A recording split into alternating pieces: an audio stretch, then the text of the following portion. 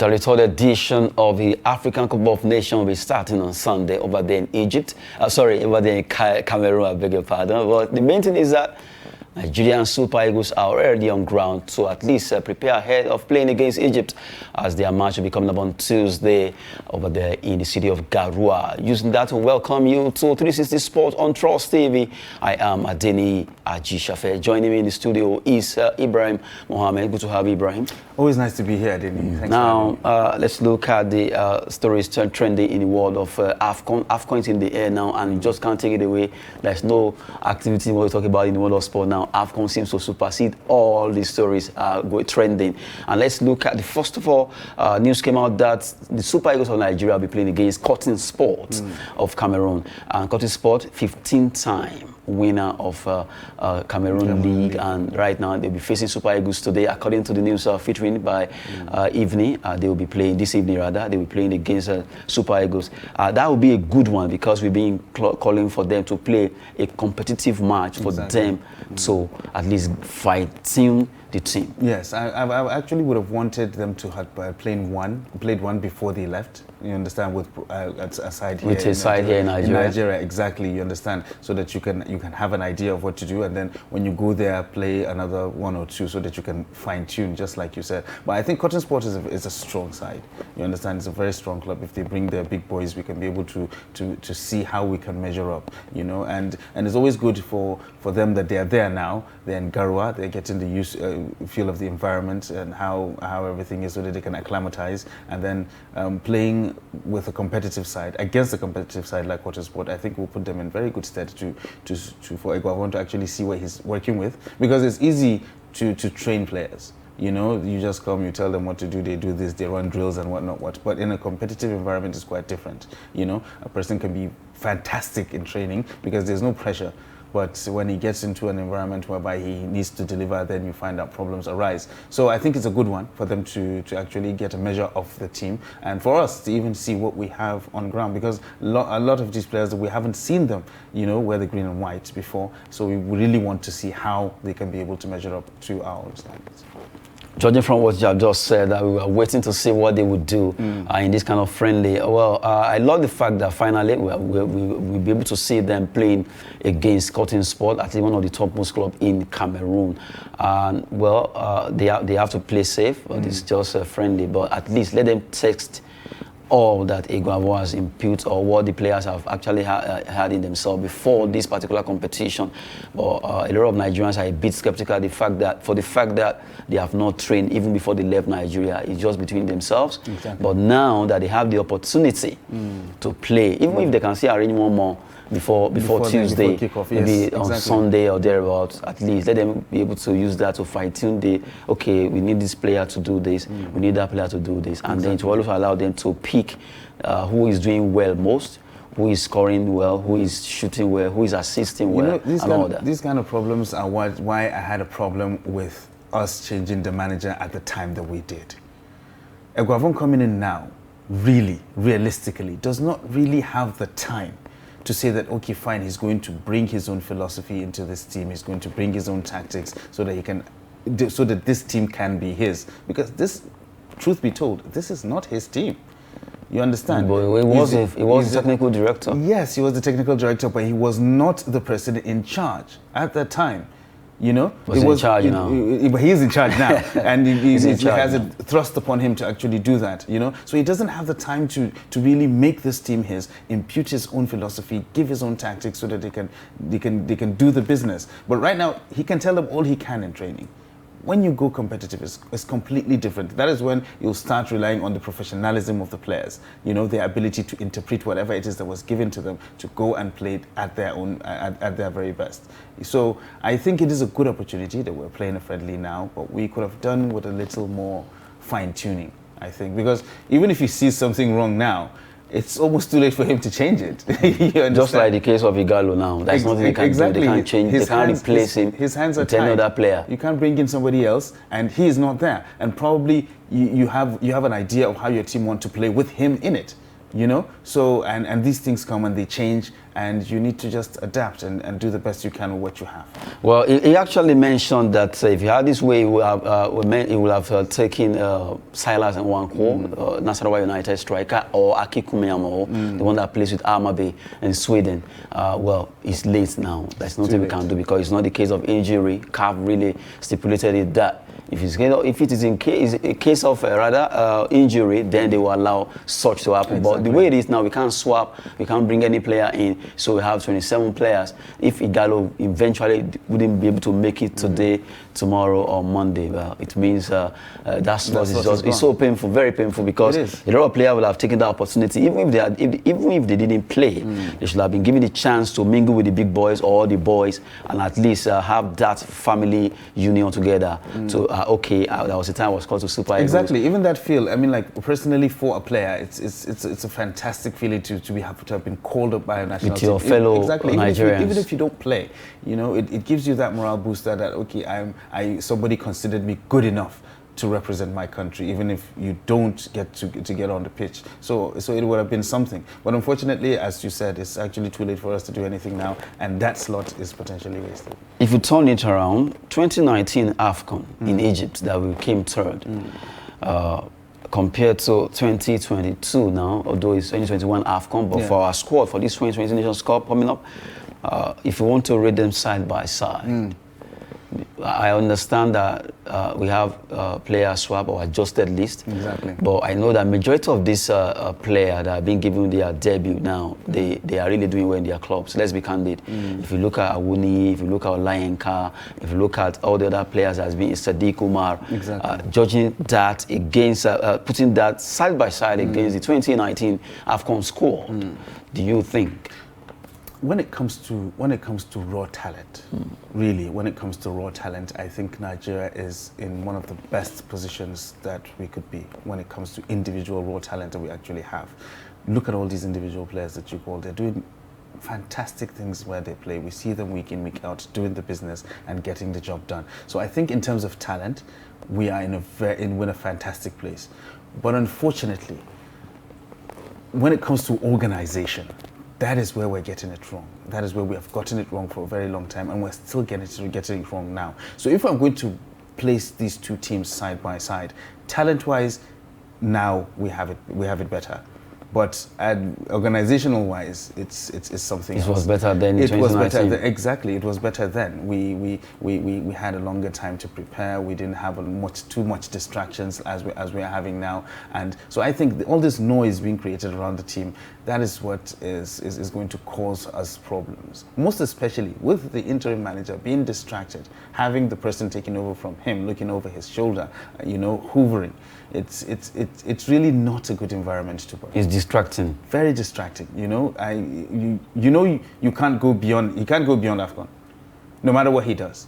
Even if he wins. If he wins the AFCON. So if he wins the AFCON now, and you want to give him the job, who knows? Maybe if he wins, NFF will actually change their mind. And then you fire the guy that you just hired. Yes, they should fire him. You understand? So that doesn't show. Let the winner continue. That doesn't show that you're serious. Let's look at this. I'm so impressed with Garua. The training pitch. I looked at when I saw the clip. I was like, wow, this is good. Exactly. This is a very good one. Looking at Super Eagles training. This is Garua, the city where Nigerian Group D will be playing, Egypt, Sudan, and Guinea-Bissau. And you'll be like, wow, this is. It's like, is this Abuja or not? This is not Abuja. This is Garua, exactly. Where they are lodged. Yes. And I actually learned that the stadium. This is the annex training pitch with the stadium where they'll be playing. And I love the fact that the place is looking so beautiful. Yes. The pitch, the environment, the Eagles are really enjoying themselves. Yeah, the problem, one of our major problems in African football generally is facilities. We lack the facilities, and sometimes where we have them. In fact, you can take this like maybe this is Europe or something. Yeah, so it's where we have the facilities, we have the inability to manage them properly. But seeing these kind of facilities, because this is not Yaoundé, this is not Douala that you can say. This is Garua. This is Garua. It's not a small town or anything like that, but still, it's not like the epicenter of everything. But they have facilities like this. We just hope that they can be able to maintain it for the development of their own grassroots football. Because the problem is now this was probably built or refurbished for AFCON. You understand? Yeah, after AFCON, what happens after AFCON? You know, Look at our stadium, the MK Abiola Stadium. The 2003 that stadium, when it was actually built, and you look at, wow, beautiful edifice. Exactly. And by the time if you go back What there, happened if to you it? should go there, you will be wondering what happened. You know what happened to it? It had to be refurbished, revamped just recently. Exactly, and then the new scoreboard was. And so what happened to the ones that we had? You know, so that is our problem. That is why we always say the North Africans have it all good when it comes to sports, when it comes to football, because they maintain their facilities. They have these facilities, they keep them, they maintain them, and they use them. You know, not like, all right, fine, we want to host AFCON, we get the hosting rights, we spend 2-3 years building stadiums and equipping them and getting all the necessary things done. And then 1-2-3 years after that particular tournament, these things are nowhere to be found. They've actually been vandalized or left, you know, to just rot and decay. So it is a good one that we're actually seeing facilities like this in Garwa. We just hope that they can be able to maintain it for the development of Cameroon. At least they will still be having so many events that will be coming up.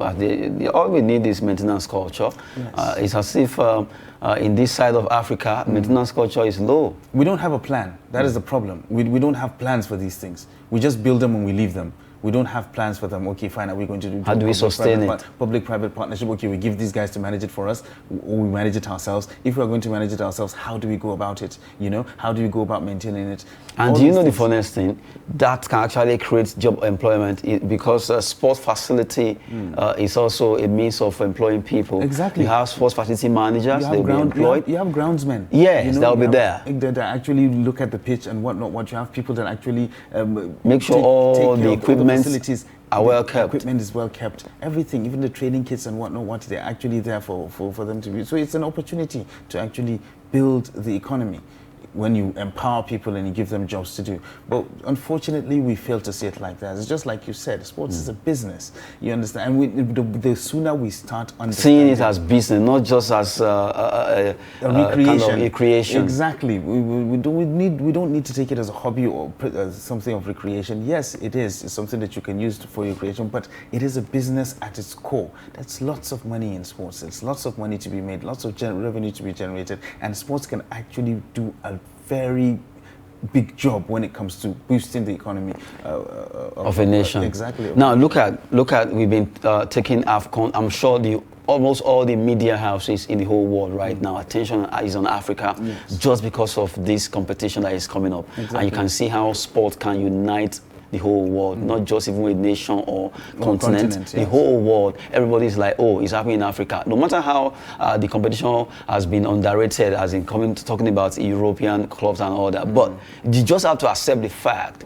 that this must stay. COVID-19, attack from separatist bodies and it must come to pass. The show must go on, and we as Africans, we are supposed to be the ones to show the world that this is a serious thing.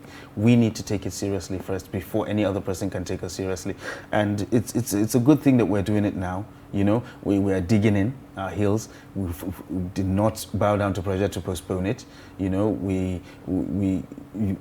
clubs did not release players. Yes, we made some noise that about it, don't deter the exactly plan. The plan was we still stayed the course, and I believe that's the right way to go. Show them this is serious business. I don't think they'll postpone the Euros because they feel that it's coming at the wrong time in the season, or players will not be released by their clubs or anything like that. So why should we?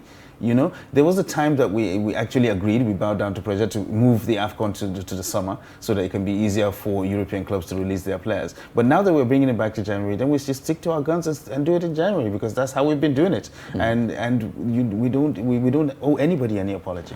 An issue came up where a particular city in Cameroon was attacked. That's called Limbe by separatist unionists. They are saying, okay, they want this, they want that, and now people are a bit afraid that what's going to happen. Is it going to be that they want to cause havoc over there in Cameroon? But the way it is, according to CAF, they actually made a statement that people should not be afraid. They are on it. They are trying to see what they can do with the government of Cameroon to make sure they actually coach that particular issue. But the way it is, it could create a lot of fear to footballers, to fans, and yes, all exactly. that. And of course, businesses that are coming there to showcase whatever it is they want to showcase. Yes, the issue of security it's really can be a dampener when it comes into situations like this. You know, it could actually put take a bit of the shine off it. Just like you said, I can't go to a football match if I don't feel safe. Yes. You know, if I don't feel safe as a player, I'll be looking over my shoulder. I won't be able to give my best. You know, and that affects the team, that affects the tournament, and that affects everything entirely. So we just hope that the onus is on the Cameroonian government now. You know, what can they do to bring back the confidence, to make people feel safe and secure, to go to Cameroon, go to the stadiums, watch these matches, support their teams, and make sure that we have a tournament that all Africans can actually be proud of. So I think it's on the Cameroonian government now to give us that assurance that we can go there and enjoy ourselves in the AFCON. Hopefully, Nigerian Super Eagles will be able to fly high as they take on Egypt. The Pharaohs of Egypt will be playing against Nigeria on Tuesday, and the competition starts proper on Sunday with the opening ceremony where Cameroon will have to face Burkina Faso in the first match of the 33rd edition of AFCON. Well, we hope Nigeria will fly really. We've been reviewing the teams that we're having friendly against Cotton Sports this evening, and we hope that they'll be able to at least use that to fine-tune the entire squad of the Super Eagles coming from the technical crew there. Now let's look away from the AFCON. Let's go straight to talk about the Serie A. Italian Serie A matches were played yesterday in different stadiums in Italy. Let's quickly look at the result of those matches as it went down across different stadiums. Well, Roma, they tried their best, but they lost. They traveled to San Siro to play against the Rossoneri, but they couldn't do it as the Giallorossi, as they call them. They lost 3-1 against AC Milan. Juventus, the Bianconeri against Napoli. It was a 1-1 thing. Good one there for Napoli to have gotten that, to share that sport against Juventus. Let's look at it from the down to the bottom, to the up now. Juventus against Napoli ended 1-1. Yes. Although, before I would do this, I remember when you were, let me use the word, when you were making mouth that Tottenham Hotspur would beat Chelsea. We're not talking about Tottenham. I just remember. A lot of people were asking me, where is the person that said, actually said Tottenham would defeat current form? We're not talking about, yeah, but I did say after that, I did say it was a derby, and sometimes form goes out the window. You're trying to. Besides, this is just the first leg. Yes, if Tottenham but can you lose, said they will win. If Tottenham can lose, you said they will win, and Chelsea can. You were bragging about it. Now let's go back to Italian Serie A. Yes, AC Milan, they did so well. Napoli also did well by playing draw against Juventus in an away game over there in the city of Turin. Good one for Juventus and Napoli sharing the spoil, and just have to give it up to AC Milan defeating the Jose Mourinho-led AS Roma. Abraham tried his best, but it wasn't to be as he lost that game by 1-3. Yeah, even Mourinho himself actually admitted that they were not up to scratch in that game. But Milan played a very fantastic game. They pressed high up the pitch. They didn't give them space to operate, and they got 2 early goals, which put them in very good stead. Yes, Roma had 2 players sent off by the end of the game, but still, the pressure was already on by the time that these guys actually left. So they got 2 early goals, which settled their nerves, and of course put the pressure on Roma, and they really couldn't make it. Okay, now I think the way it is, what's happening? I noticed that it's as if Mourinho is really losing that touch.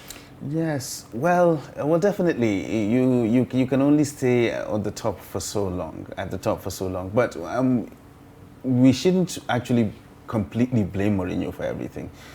Roma wasn't really in a fantastic place when he came in, and I think he still needs time to make this team his and get them playing the way he wants them to play. You know, get a couple of transfer windows, bring a couple of players in. They do have the money. That is the thing. They have the money to spend. So get a couple of players in and let's give him some time and see. You know, maybe this is first season, so next season, the season after that, let's give him 3 seasons. After 3 seasons, if it doesn't work out, then we'll say that Mourinho has actually lost. After all, it's always a 3-season man, right? Exactly. Okay, now we've been looking at the Serie A matches that was played. Match day 20 in the Italian Serie A there. Well, the Bianconeri, they shared his point against this team called Napoli, and just have to give a big kudos to AC Milan, who were able to destroy AS Roma. Another result there, it was Lazio against Empoli 3-3, 6 goals. It was a goal rush there. Yeah, it was a thriller actually. And these sometimes, you know, people underrate the Serie A. People don't watch the Serie A because of the glitz and glamour of the Premiership and whatnot. But they produce some absolute cracking games, you know, a 3-3, Lazio and Empoli. You know, it's a match that you think that it will be a walk in the park for Lazio, you know. On paper, that's what it seems. But at the end of the day, it was 3-3 and it was absolutely fantastic. It was a great watch. It was an absolute great watch. I'm looking at two teams winning away now. Cagliari against Sampdoria 2-1. Yeah. And you have Verona, Hellas Verona also defeating Spezia 2-1. Yeah. That shows that the two, in fact, Empoli played draw against Lazio 3-3. You just have to give it up to the three teams. It's almost like a win. Yes. Yes. Because they share the points. Exactly. 1-1. Yeah. And have Cagliari, Empoli and Verona showing class there. Genoa also, they played draw against Sassuolo, while Napoli, it seems all the matches except for AC Milan and Roma, the away teams really show class. Yeah, the away teams did very, very well, you know, Cagliari, Verona, Empoli, and of course Napoli as well. So all the away teams actually did a great job. Maybe it's due to the winter break coming back, the home teams were not fully settled, or maybe they were under pressure playing at home. But it goes to show that the away teams actually went there to get a job done. Most of them got the job done, and at least for those ones who didn't, they came back with something. The man called Olivier Giroud. Giroud seems it's like old wine in a new bottle. It's always not. It doesn't wind up. It's always there. You just see him popping up. While he was in Chelsea, same thing he did. Exactly. Now he's with AC Milan, and he's still making. And he's still doing it. Yes, and he's still doing it. When Milan decided to bring in Giroud, a lot of eyebrows were raised. You know, you have Ibrahimovic. They were thinking that you needed to go someone younger, but they saw what they wanted. The experience is there. Exactly, the experience is there, and he's a target man.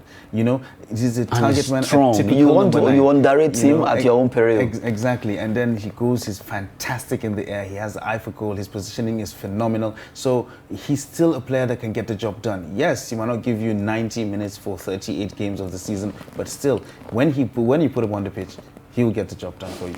Now we just have to move away. Let's quickly look at the German Bundesliga. It's going to be a big match between Bayern Munich against Borussia Mönchengladbach. That particular match is a big match because anytime Bayern Munich, anything that wants to play against Bayern, they know that is a big task. So for Mönchengladbach, we know that team is also, they are not a simple nut to crack. Yes, Mönchengladbach is a massive club in Germany, and this is actually a derby.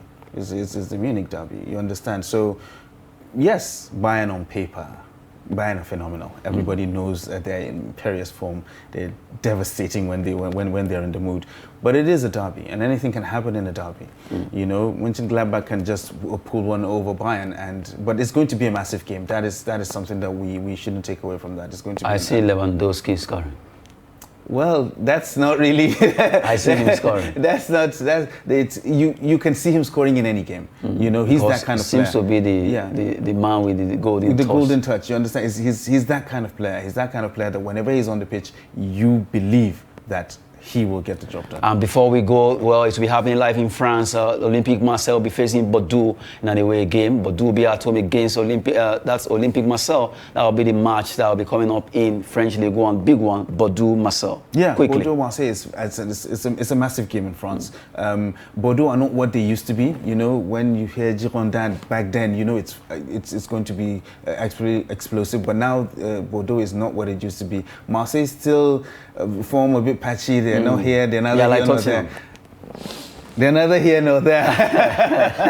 But it's going to be a good one as well. It's going to be a good one. At least we've reviewed the matches I was playing in Italian Serie A and also the one that will be coming up in French League One. Not forgetting German Bundesliga and the Super Eagles that will be playing against Cotton Sports today in a friendly match. That will be a good one, and the size of on the show. Ibrahim, good to have you. Always nice to be here, Adeni. Thank you. And always nice to be here too. I am Adeni Ajushafe. Sport is always business and fitness. Thanks for watching.